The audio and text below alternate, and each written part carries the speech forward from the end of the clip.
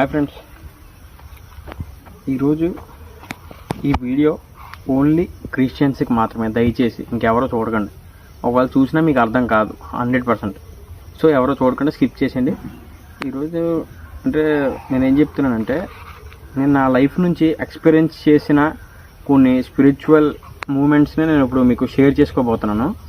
దాన్ని క్లియర్ కట్గా నా అబ్జర్వేషన్స్ కానీ, నా ప్రేయర్స్ కానీ, నా ప్రేయర్ రిక్వెస్ట్ల ద్వారా వచ్చిన నాకు ఆన్సర్లు కానీ ప్రతిదీ కూడా నేను ఎక్స్ప్లెయిన్ చేయడానికి ప్రయత్నిస్తాను. నాకు వచ్చిన రెవల్యూషన్, దేవుడు నాకు ఇచ్చిన రెవల్యూషన్ మాత్రమే.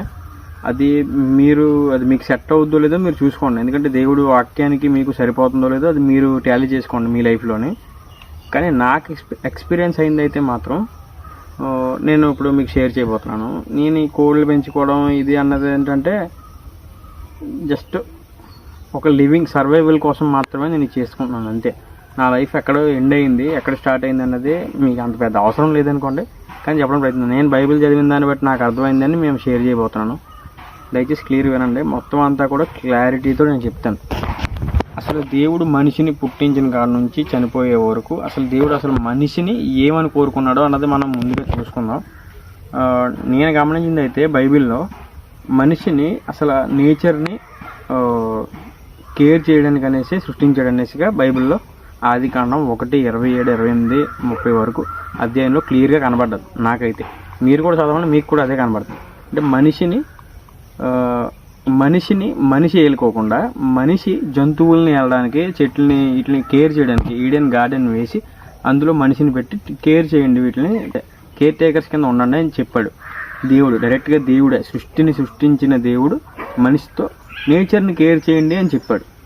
మనం చేయవలసిన పని నాకు అనిపించింది అయితే ఇదే, అంటే నేచర్ని కేర్ చేయడం. ఓకే, అక్కడ తప్పడిపోవడం అని మనకి ఎలా అనిపిస్తుంది, మనం ఎలా తప్పడిపోయాం. ఇప్పుడు నేను అనుకోవడం ఏంటంటే, మనం కూడా లోకంతో పాటు కలిసిపోతున్నామని నాకు అనిపించింది.